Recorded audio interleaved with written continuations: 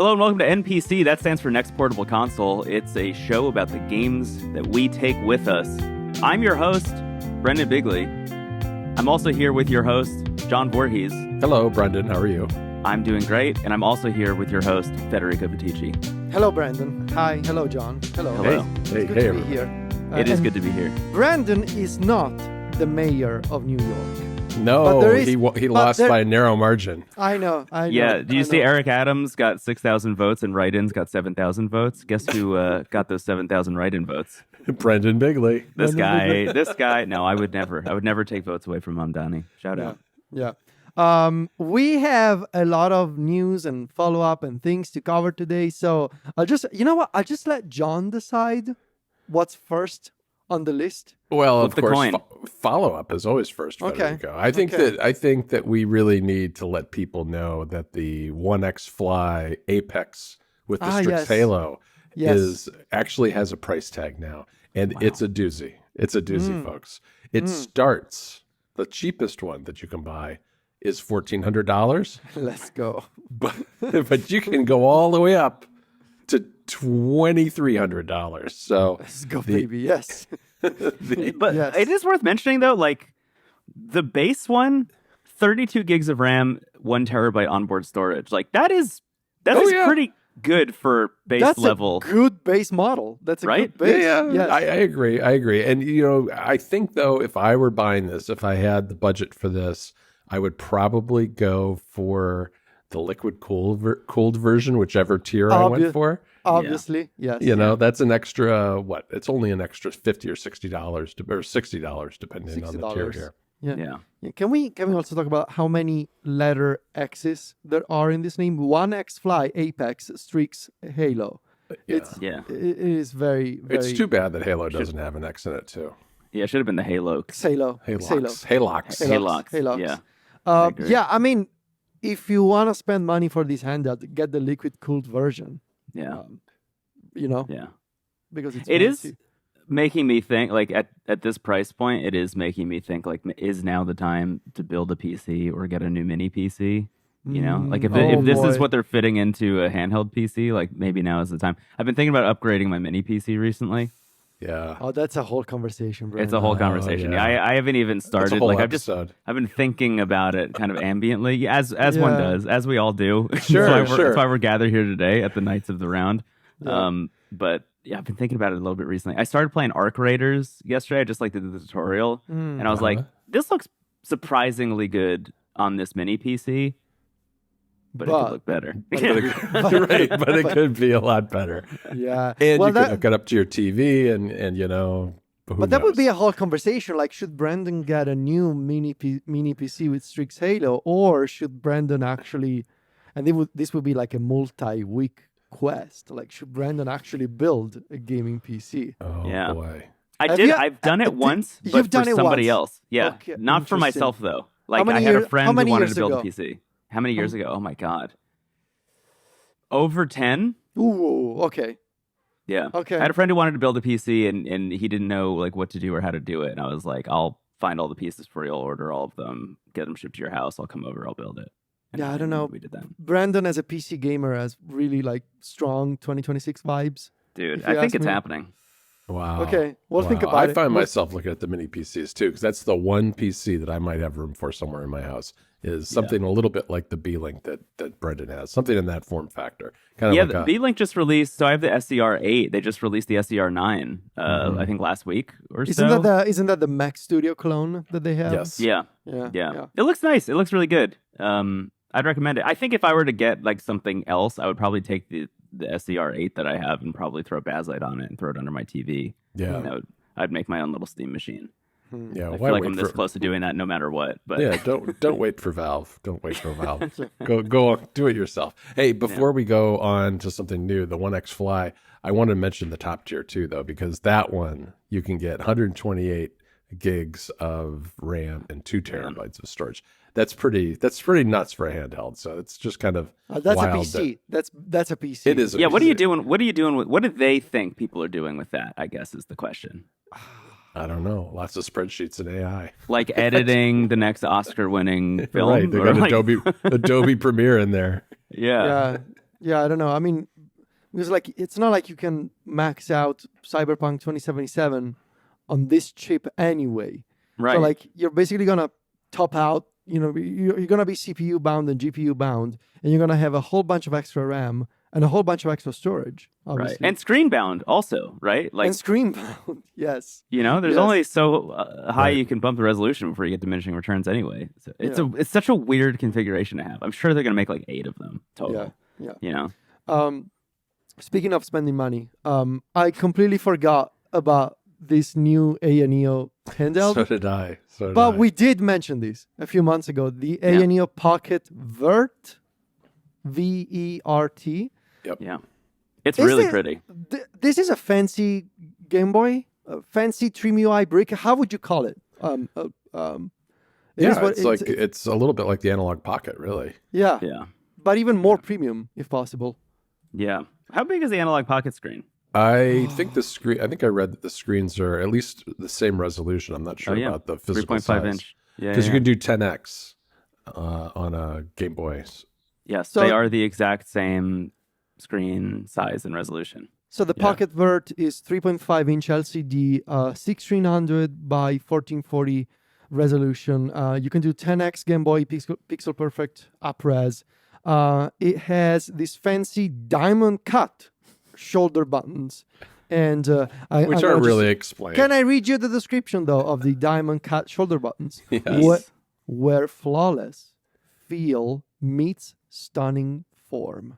Ooh. So it's a flawless feel in a stunning form. Where do I sign? It is pretty. It is very pretty. I give him this. It's very nice looking. There are no details on pricing, I think. No details on price. Yeah. Okay. Yeah. I will say it is worth mentioning. So, AYANEO had their 1 million announcements in a presentation when we last talked about it, and we're now starting to see them trickle out, this being one of them. They are in the process of teasing their phone more also, the AYANEO phone, which based on the most recent thing we've seen. So the initial diagram, as we talked about, implied that there was some kind of sliding out mechanism to it. That it was phone, open it up. And the most recent image they showed of it, which is the back of the phone, which shows the camera module and stuff, seems to have shoulder buttons on the side of it also, which I think is, again, implying that it's going to flip up, which is exciting. Yeah, it doesn't. I don't know what those how you're going to do those shoulder buttons. You're going to have your thumbs doing the touch screen, and it could just be volume up and volume down, but they're way too far apart.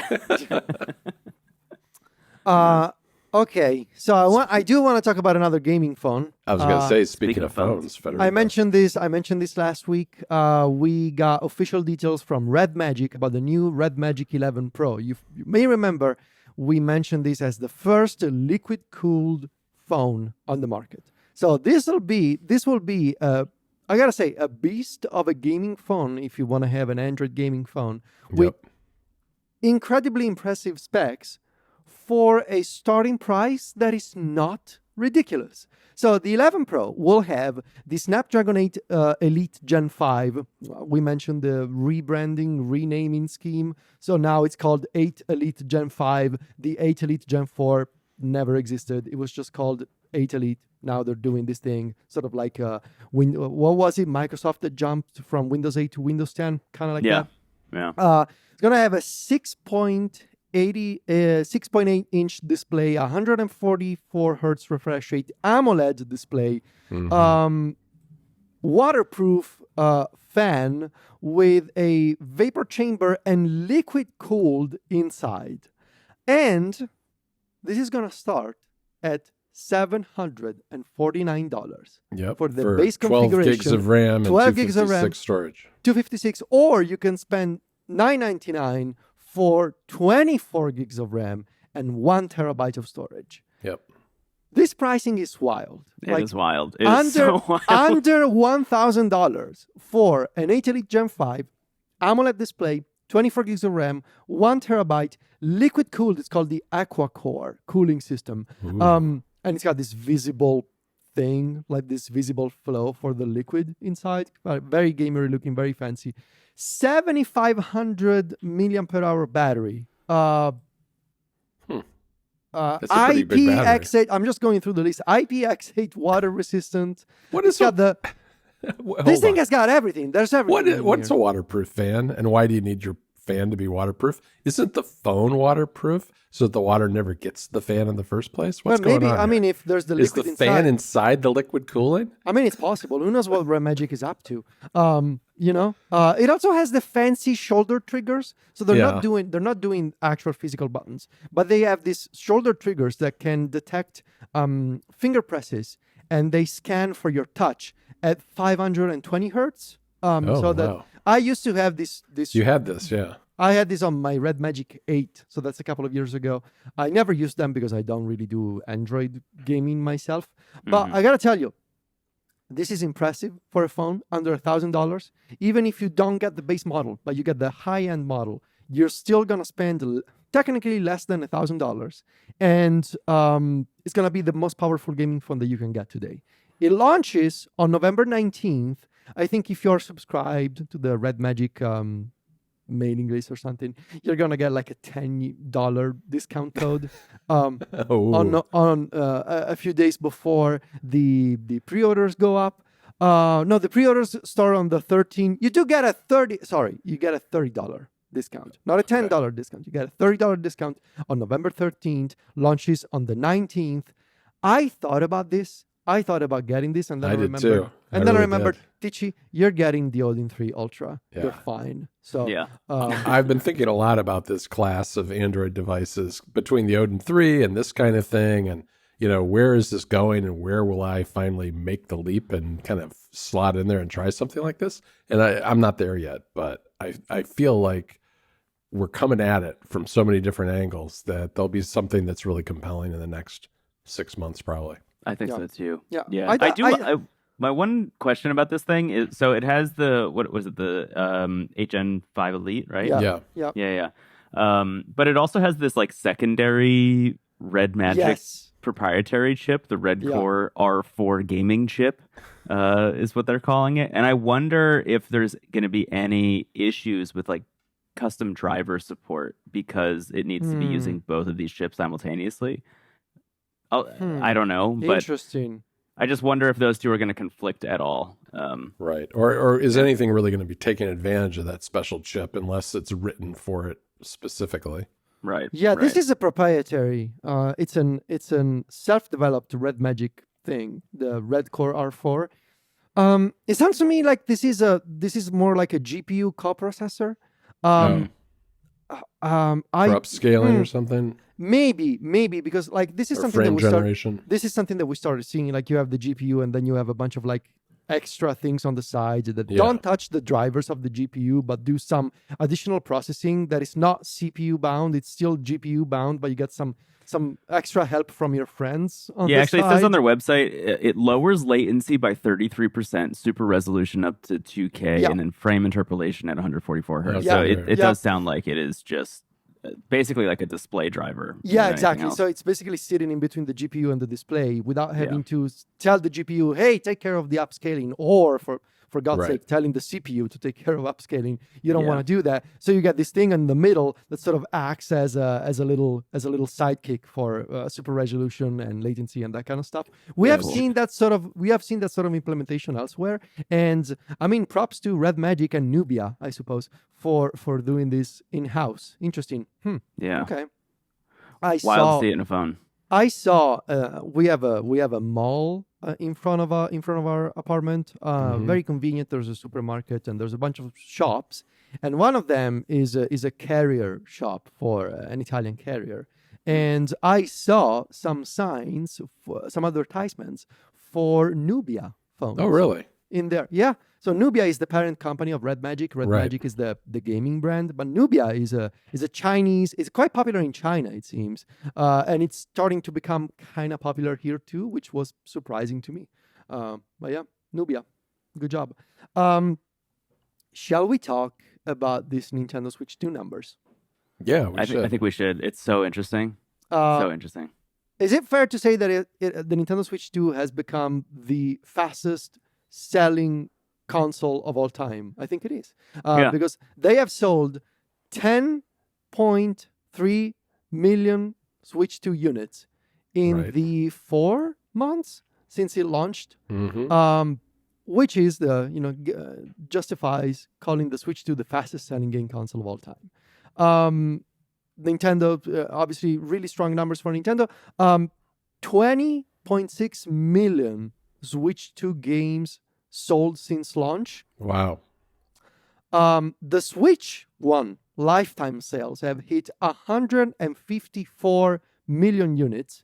At this point, it is just 100,000 units shy of the record held by the Nintendo DS. So the Nintendo Switch 1 is going to pass. Yes, it's going to pass it. It's probably going to pass it before we release this episode, I bet, with 100,000. As a result of these numbers, Nintendo have raised their forecasts.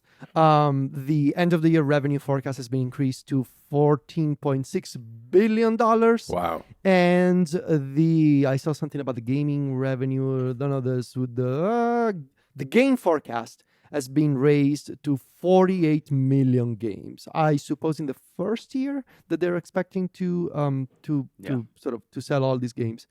And the Switch 2 sales numbers, they were initially forecasting 15 million units within the first year of launch, and that would notably put it over the Wii U's lifetime sales if it hit their first target, by the way. Yeah. But they've now increased it to 19 million based on these new reports, which I do think, the question that we've asked on the show a bunch is like, what does the holiday season look like for Nintendo? It was that initial sales push, just like Nintendo hardcore fans. Seems like no. It seems like they have enough inventory and it's flying off the shelves simultaneously. I can tell you. I told John about this. We've been watching TV more lately because we're really into the new season of X Factor Italy. It's a talent TV show. Yeah, I'm gonna watch that. Oh, we're really into it. There's a guy that is like super. Anyway, there's the Nintendo Switch 2 commercials that I have seen in the past month. It's basically one every 10 minutes or so. Like, wow. They are filling all the slots on all the channels, not just on X Factor airs on Sky, which we have in Italy, but it's everywhere. It's on Channel 5 is another popular channel here in Italy. Nintendo Switch 2 all the time. They are doing commercials with with celebrities. There's one ad where they're playing Mario Kart World, and there's a popular singer, a former Italian footballer. I don't know if you guys are into soccer at all. If you recall, one of the finals for the World Cup 2006, that Italian guy that gave a headbutt to Zidane from France. Oh yeah, that guy is now doing the Mario Kart World commercial. Hell yeah. Yeah, wow. yeah. They're everywhere, and I have friends in real life asking me, hey, I'm kind of thinking about getting a Switch 2. So it's kind of funny, this contrast between all the criticism and all the Nintendo is doomed, they're doing Switch 1, right. This is boring.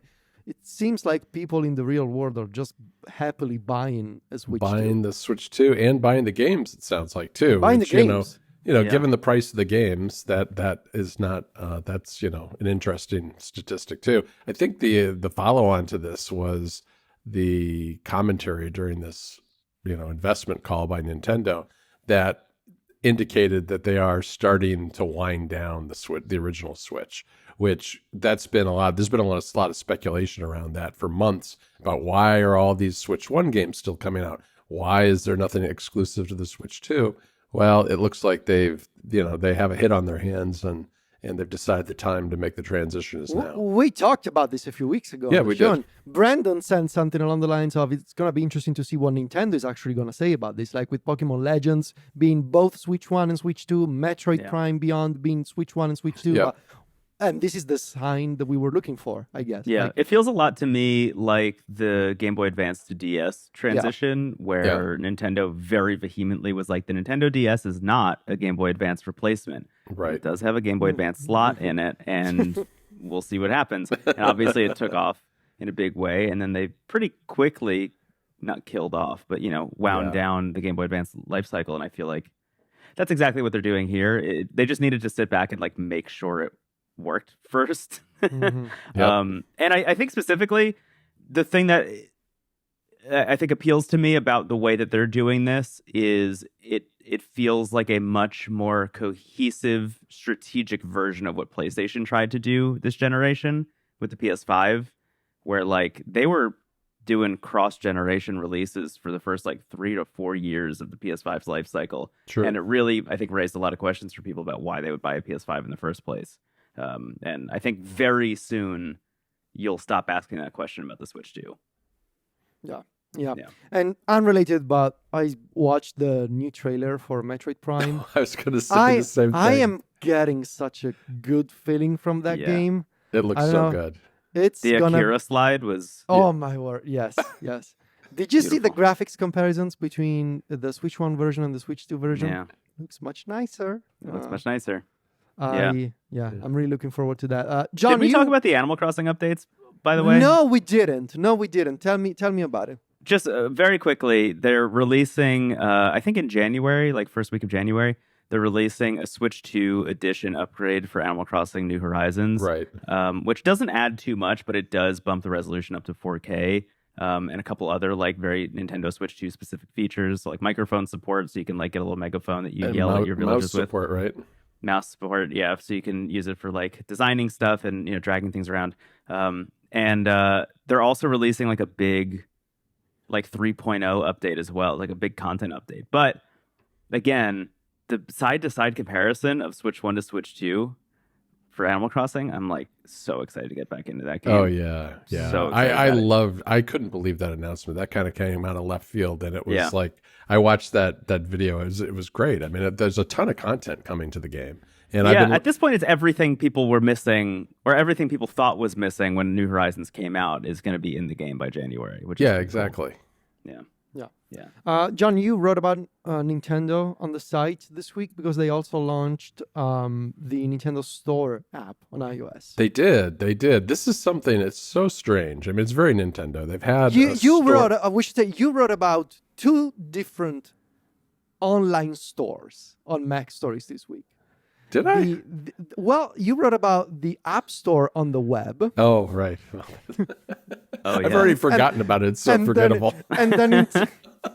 This is why I wanted to mention it. And the Nintendo Store on iOS. Yeah, boy, talk about a contrast in app stores. So, all right, to back up for just a quick second, Apple did launch a web version of their App Store, but it's not really an app store. It's not even an app catalog. It's just it's a mirror image of the App Store, really faithfully recreated. It's a beautiful website, really nice responsive design. There's no way to download or purchase anything. The best you can do is share a URL back to your phone, Mac, iPad, whatever, and buy it later, which to me, I literally checked this like 10 times because I could not believe that they would go to all the trouble to make this beautiful website and not have a way to take people's money. I was flabbergasted.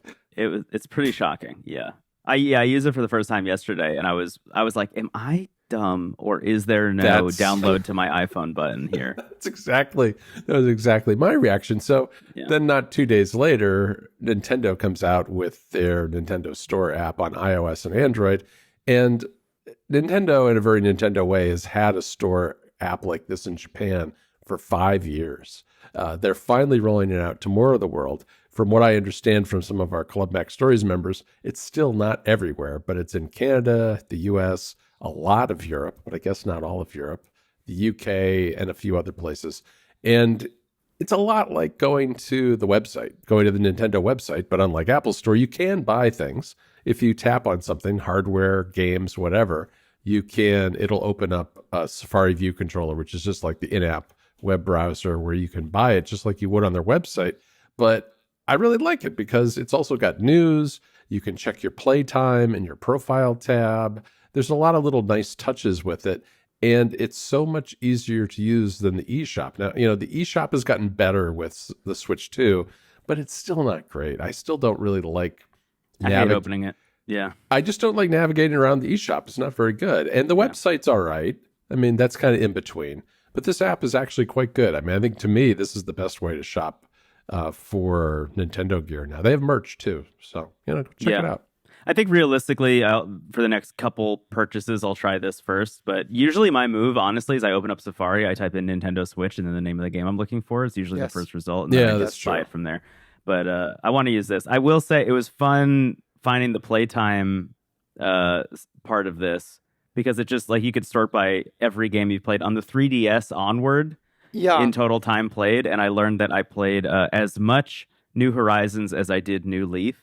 And also Super Smash Brothers 4 for the Nintendo 3DS is one of my most played games ever. Wow. On a Nintendo console, which I was really surprised by. Yeah.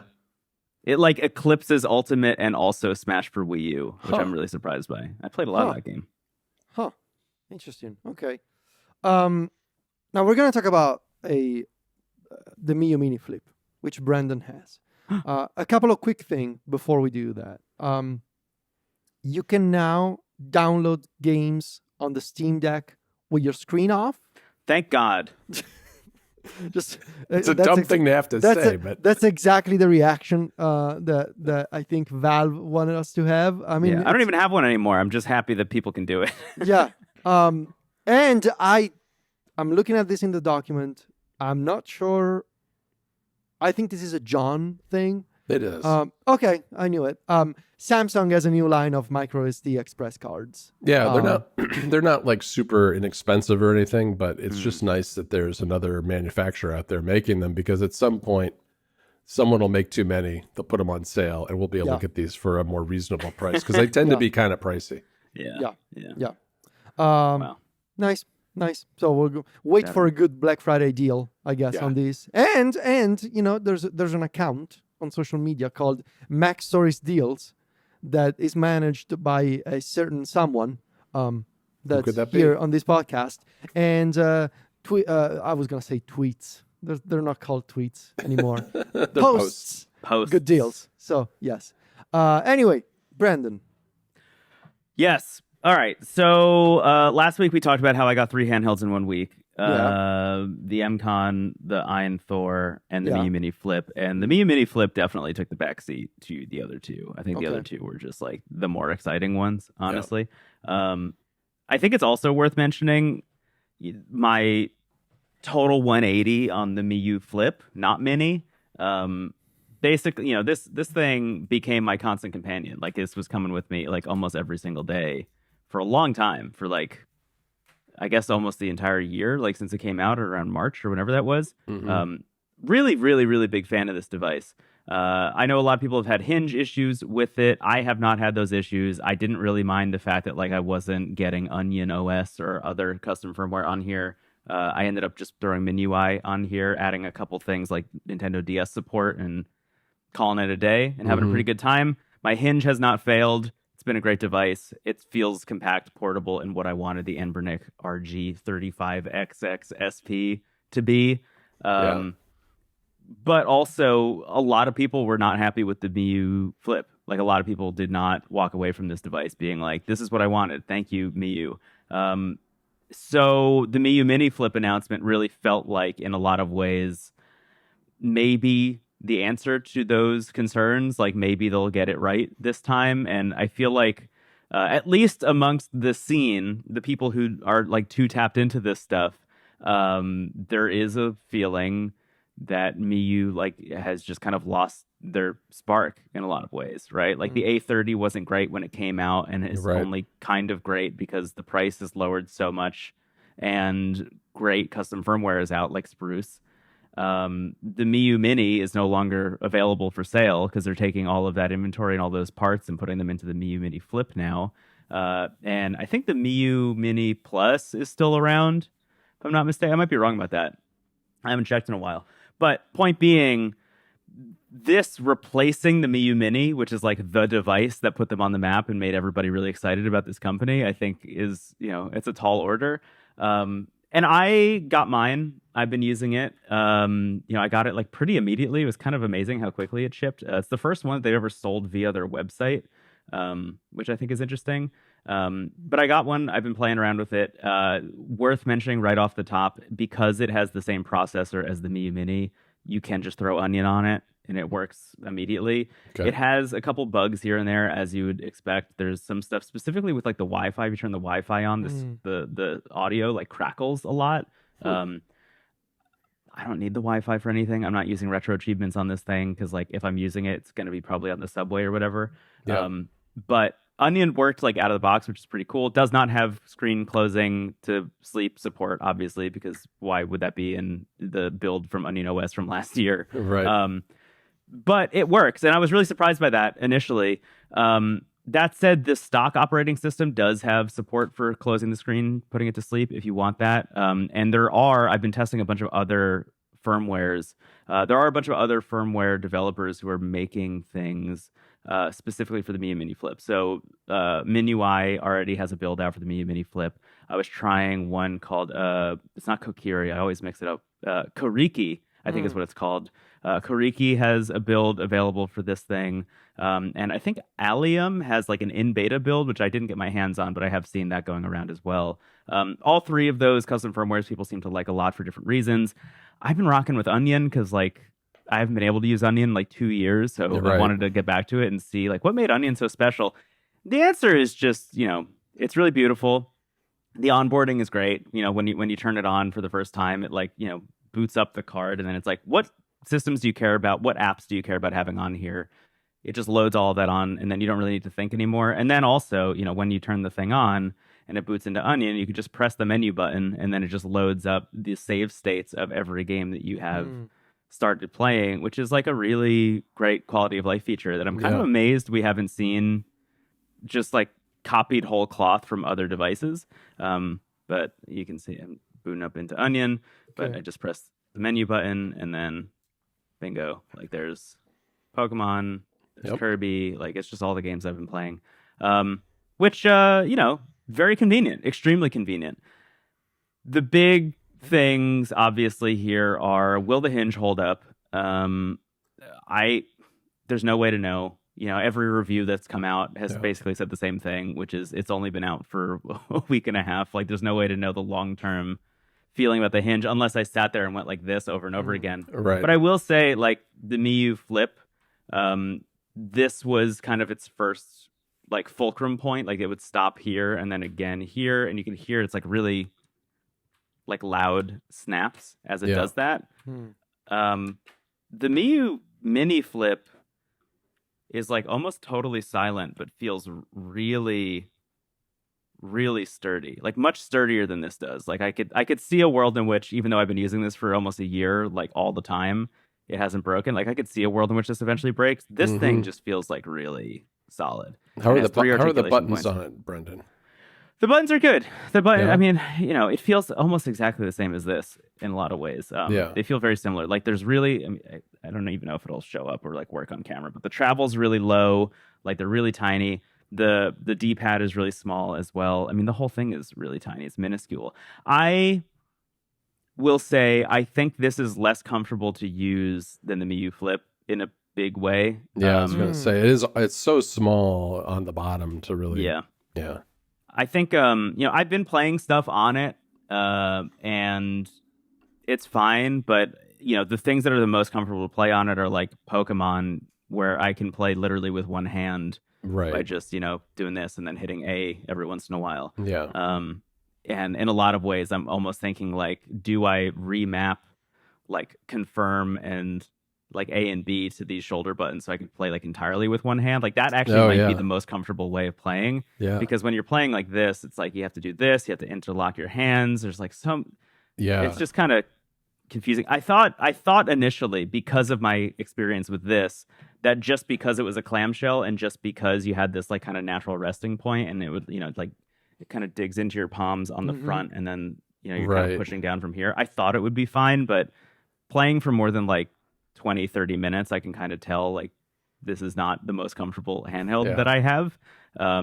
That said, and I think it was Joey from Joey's Retro Handheld said something along these lines, but like if you know that this is going to be a device that you're just playing for like 10 to 15 minutes at a time while you're like doing something else, perfectly fine device to take with you, like totally fine. Yeah, it's a good trade-off in that sense because it's for like what you said when you're on the subway or whatever it happens to be, right? Exactly. But if this is a device that you want to sit down and play for hours, it's worth also mentioning the battery life is really low. It's like 2 to 3 hours max, somewhere in that vicinity, which I don't know. I mean, I'm sure people out there are sitting down with their emulation handhelds like this and playing for 3 hours straight. I'm never doing that. My thing specifically is how often am I plugging the thing in? You know, like how close can I get to like the amount of time I spend charging my Kindle, which is like once every couple weeks, you know? That's what I'm ideally looking for out of a handheld that I'm taking with me like this every single day. But yeah, there are a lot of trade-offs with this thing. I am definitely less enthused by it than I was expecting to be, given it did seem like it answered all of the questions that, you know, or all of the concerns that we had about the Miyoo Flip. I kind of wish that they would just release a new version of this with the processor from this. Yeah. That would actually maybe be the best answer for me. Interesting. Yeah. And I guess it's worth mentioning again, too, is that the shipping is kind of expensive on it now because of tariffs. The whole thing's expensive. It's like $70, right? Yeah. Like all told, and then another $20-$25 for shipping. I got very lucky in that I ordered this like the second it went live and got free shipping. I think maybe due to a bug on their website, but they ended up honoring it. So I just got this for $70, but still $70 for this feels like too much. Truly. Yeah, I'm usually not that guy, but like in this case, I really do think it's too much for this device. Right. I do think the Miyoo Flip is like actually a better deal in a lot of ways and is more comfortable. But also a lot of people aren't happy with it. So, yeah, I'm not going to change their minds, but I've had a great experience with it. Yeah. All right. Do you have any more questions about the Miyoo What do you think, Mini TG? Flip? Well, I want to know about the buttons, how clicky they are. Oh, You know me. How clicky they are, yeah. Okay. They're quiet. All right.